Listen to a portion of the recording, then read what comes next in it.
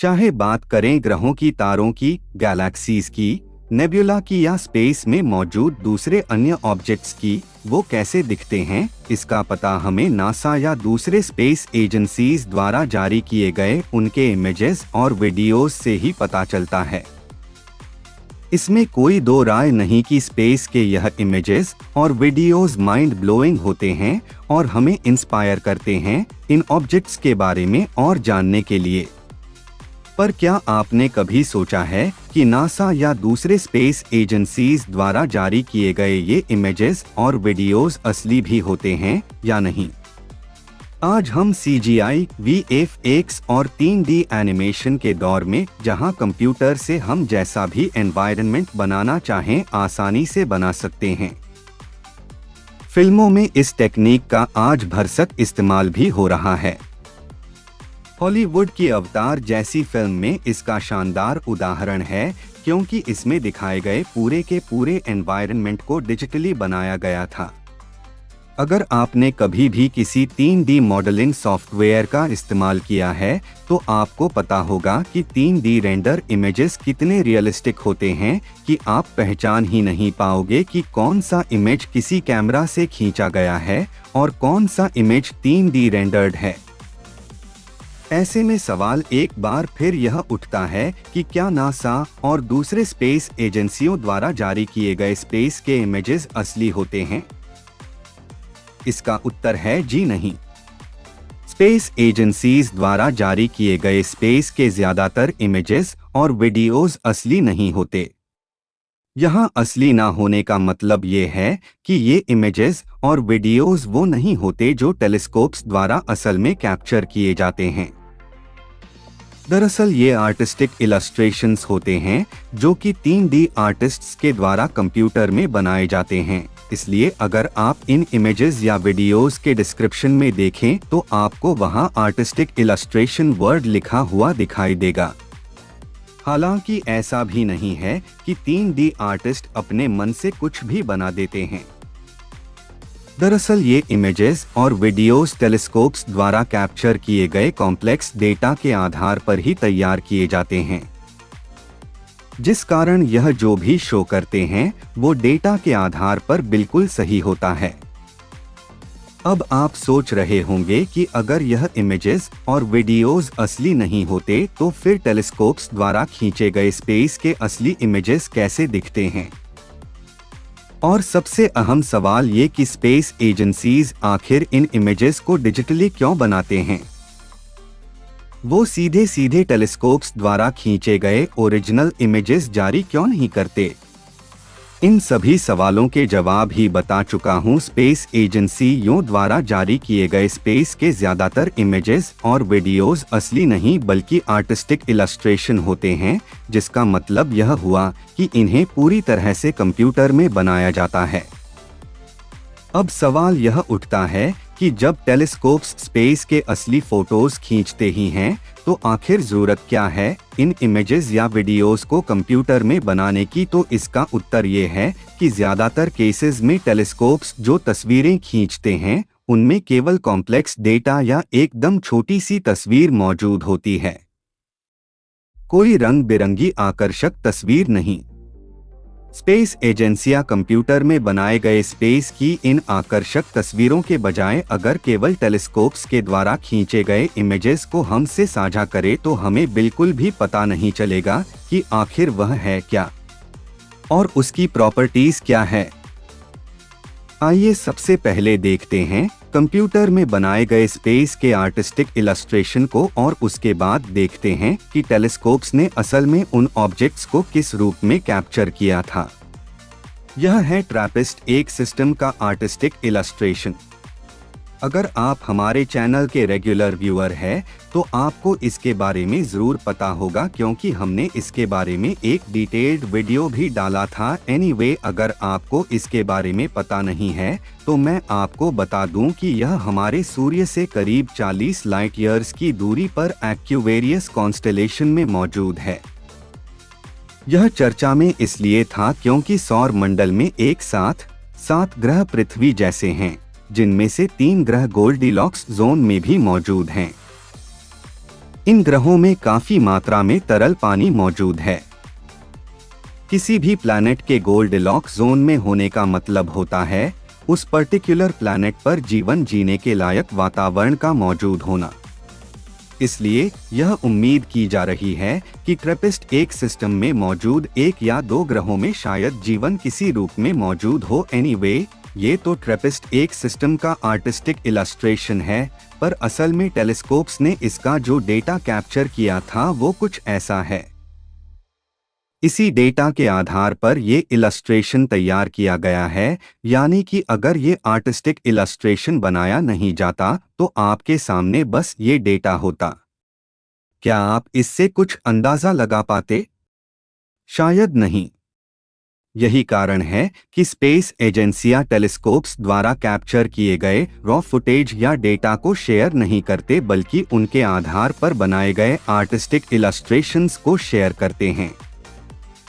अब चूंकि ये इमेजेस आर्टिस्ट के द्वारा बनाए जाते हैं, ये पूरी तरह उनके ऊपर डिपेंड करता है कि वो इसमें कैसे कलर्स और टेक्सचर्स यूज करते हैं। इसलिए इन आर्टिस्टिक इलस्ट्रेशंस में किसी प्लैनेट का कलर अगर लाल है तो जरूरी नहीं असल में वो एकदम इसी कलर का होगा। हो सकता है उसका कलर ब्राउन हो या फिर कुछ और। दरअसल ये कलर्स काफी कुछ रिप्रेजेंट करते हैं, इसलिए इन्हें भी काफी सावधानी से इस्तेमाल किया जाता है। जैसे कि अगर किसी ग्रह पर तरल पानी के मौजूद होने का पता चले तो आर्टिस्टिक इलस्ट्रेशंस में उसे ब्लू कलर ही दिया जाएगा। उसी तरह किसी प्लैनेट पर अगर बर्फ हो उसे सफेद ही दिखाया जाएगा, इरेस्पेक्टिव ऑफ दिस कि असल में वो प्लैनेट कैसा नजर आता होगा। चलिए आगे बढ़ते हैं।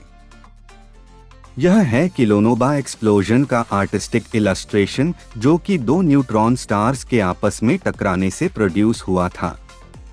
इस एक्सप्लोजन से ग्रेविटेशनल वेव्स और इलेक्ट्रोमैग्नेटिक रेडिएशन प्रोड्यूस हुए थे, जिन्हें हमने पृथ्वी पर डिटेक्ट किया था, और इसका डेटा इस इलस्ट्रेशन जैसा बिल्कुल भी नहीं था। असल में पृथ्वी पर मौजूद लाइगो डिटेक्टर्स ने ग्रेविटेशनल वेव में बस छोटा सा डिस्टरबेंस डिटेक्ट किया था। विजिबल लाइट में इसका व्यू कुछ ऐसा था। उसी तरह आपने पूरे मिल्की वे गैलेक्सी के आज तक जितने भी इमेजेस या वीडियोस देखे हैं, उनमें से कोई भी असली नहीं होता। वो सब के सब केवल आर्टिस्टिक इलस्ट्रेशंस थे, क्योंकि मिल्की वे गैलेक्सी में हमारा सौर मंडल इस जगह पर मौजूद है। जैसा कि आप देख पा रहे हैं, यहाँ मौजूद होने के कारण हम केवल वो कैप्चर कर सकते हैं जो इस जगह से आगे हो। चाह कर भी हम उस जगह को कैप्चर नहीं कर सकते जो इस जगह से पीछे मौजूद है। एटलीस्ट अब तक तो नहीं। इसलिए मिल्की वे के जो भी इमेजेस और वीडियोस आप देखते हैं वो बेस्ड होते हैं उन दूसरे गैलेक्सीज के स्ट्रक्चर के आधार पर, जिनके पूरे स्ट्रक्चर को हमने इमेजेस में कैप्चर किया है। दरअसल कई सारे गैलेक्सीज के इमेजेस को कैप्चर करने के बाद हमने पाया कि सभी गैलेक्सीज का स्ट्रक्चर लगभग एक जैसा ही होता है। इसलिए हमने मिल्की वे के उन जगहों को भी हमने पैसा ही स्वरूप दे दिया जहां हम देख नहीं सकते। आइए जानते हैं टेलीस्कोप्स किस तरह से इमेजेस खींचते हैं और आर्टिस्ट उन्हें किस तरह से इलस्ट्रेट करते हैं। जितने भी स्पेस के इमेजेस आप देखते हैं वो दो में से एक कैटेगरी में आते हैं। पहले वो जो टेलीस्कोप्स द्वारा ब्लैक एंड व्हाइट फॉर्म में खींचे जाते हैं, जिनमें बाद में आर्टिस्ट कलर्स ऐड करके उन्हें कलरफुल और अट्रैक्टिव बना देते हैं। और दूसरे वो जो स्पेस में हमसे इतने ज्यादा दूर होते हैं कि हमारे टेलीस्कोप्स उन्हें केवल डॉट्स के रूप में ही डिटेक्ट कर पाते हैं और उन पर लगातार नजर बनाए रखकर ही उनके बारे में डेटा इकट्ठा करते हैं। चलिए पहले जानते हैं पहले कैटेगरी के बारे में। पृथ्वी पर हमारे कैमरास पूरे कलरफुल इमेजेस कैप्चर करते हैं और एस्ट्रोनॉमिकल टेलीस्कोप्स ऐसा नहीं करते। उनमें black and white CCD camera का इस्तेमाल किया जाता है, क्योंकि ये कलर कैमरा से कहीं ज्यादा सेंसिटिव होते हैं, जिसके कारण ये डेटा को ज्यादा बेहतर तरीके से रिकॉर्ड भी करते हैं और हमें बेहतर सिग्नल टू नॉइज रेशियो भी मिलता है, कम एक्सपोजर टाइम के साथ। टेलीस्कोप्स द्वारा खींचेगा ये इमेजेस कलरफुल नहीं होते, इसलिए कई तरह के फिल्टर्स का इस्तेमाल किया जाता है। उदाहरण के लिए हब्बल टेलीस्कोप में 80 अलग अलग तरह के फिल्टर्स लगे हुए हैं। फिल्टर्स का इस्तेमाल करने से होता ये है कि ये अपने और आ रहे सारे फोटोज को ब्लॉक करके केवल एक पर्टिकुलर रेंज के फोटोन्स को ही अलाउ करता है, जिसके कारण हमें केवल वो पार्ट ही नजर आता है जिसे हम देखना चाहते हैं। उदाहरण के लिए सूर्य के अंदर क्या चल रहा है, यह देखने के लिए हम हाइड्रोजन अल्फा फिल्टर का इस्तेमाल करते हैं। यह फिल्टर अपने और आ रहे सभी फोटोज को ब्लॉक करके केवल उन फोटोज को ही अलाउ करता है जिनका वेवलेंथ 656.28 नैनोमीटर्स होता है। नॉर्मल विजिबल लाइट में हमारा सूर्य कुछ ऐसा दिखता है, जबकि हाइड्रोजन अल्फा फिल्टर के साथ यह कुछ इस प्रकार का नजर आता है। जैसा कि आप देख पा रहे हैं, नॉर्मल विजिबल लाइट में खींचे गए सूर्य के इस फोटो में हमें कुछ खास दिखाई नहीं दे रहा है, जबकि हाइड्रोजन अल्फा फिल्टर के साथ खींचे गए इस इमेज में हम इसके कोरोना लूप्स को भी देख पा रहे हैं और इसके सरफेस पर हो रहे एक्टिविटीज को भी। इसी तरह अलग अलग तरह के फिल्टर्स का इस्तेमाल करने से हमें अलग अलग तरह की जानकारी मिलती है। टेलीस्कोप्स में मौजूद दिन अलग अलग फिल्टर्स का बारी बारी से इस्तेमाल करके किसी ऑब्जेक्ट के बारे में हम अलग अलग डेटा कलेक्ट करते रहते हैं। जब हमें उसके बारे में पर्याप्त डेटा मिल जाता है, हम उसे एक साथ फिट्स नाम के एक स्पेशल इमेज फॉर्मेट में डाउनलोड करते हैं, जिसका फुल फॉर्म होता है फ्लेक्सिबल इमेज ट्रांसपोर्ट सिस्टम। चूंकि इन rock black and white fit images में सारा डेटा मौजूद होता है, एस्ट्रोनॉमर्स अपने रिसर्च के लिए इन्हीं का इस्तेमाल करते हैं। इन black and white fit spice में मौजूद डेटा को एस्ट्रोनॉमर्स तो समझ लेते हैं, पर इनमें कौन सा पोर्शन क्या रिप्रेजेंट कर रहा है ये आम लोगों को भी आसानी से समझ में आए, इसलिए जरूरत पड़ती है आर्टिस्टिक इलस्ट्रेशन की। Artist in drop black and white images को लेते हैं और डेटा के आधार पर उनमें कलर ऐड करके उन्हें कलरफुल और अट्रैक्टिव बना देते हैं। नॉर्मली हाइड्रोजन अल्फा फिल्टर को लाल रंग दिया जाता है, ऑक्सीजन को ब्लू तथा सोडियम को हरा एंड सो ऑन। पर इमेजिन में कोई भी यूनिवर्सली एक्सेप्टेड स्टैंडर्ड नहीं है, इसलिए अलग अलग आर्टिस्ट के द्वारा प्रोसेस किए गए स्पेस के अलग अलग इमेजेस में हमें कलर वेरिएशन भी देखने को मिलता है। ये तो हुई पहले कैटेगरी की बात। दूसरे कैटेगरी में आते हैं एक्सोप्लैनेट और ओमुआमुआ जैसे ऑब्जेक्ट्स, जिनके बारे में हमें पता चलता है केवल उनसे आ रहे लाइट के वेरिएशन पर नजर रखें। हमसे लाखों लाइट ईयर्स की दूरी पर मौजूद एक्सोप्लैनेट्स को हम कैसे डिटेक्ट करते हैं और उनकी प्रॉपर्टीज के बारे में हमें कैसे पता चलता है। ओमुआमुआ हमारे सोलर सिस्टम में दाखिल होने वाला पहला इंटरस्टेलर ऑब्जेक्ट था। यह ऑब्जेक्ट क्या हो सकता है, इसके बारे में लेटेस्ट अपडेट क्या है, इसे भी हम आने वाले एपिसोड में कवर करेंगे। एनीवे, अगर बात करें ओमुआमुआ की, जो भी अभी आप अपने स्क्रीन पर देख रहे हैं वह मात्र इसका आर्टिस्टिक इलस्ट्रेशन है। असलियत में इसे टेलीस्कोप्स ने कुछ इस तरह से कैप्चर किया था। जैसा कि आप देख पा रहे हैं, ये एक छोटे से डॉट्स से ज्यादा और कुछ भी नहीं। बिल्कुल ऐसा ही होता है हमसे लाखों और करोड़ों लाइट ईयर्स की दूरी पर मौजूद ऑब्जेक्ट्स के साथ भी। ऐसे ऑब्जेक्ट्स की प्रॉपर्टीज के बारे में हमें पता चल पाता है केवल उन पर लगातार नजर बनाए रखकर और उनसे आ रहे लाइट को स्टडी करके। इसलिए ऐसे ऑब्जेक्ट्स का आर्टिस्टिक इलस्ट्रेशन पूरी तरह नए सिरे से केवल उनसे मिले डेटा के आधार पर तैयार किया जाता है।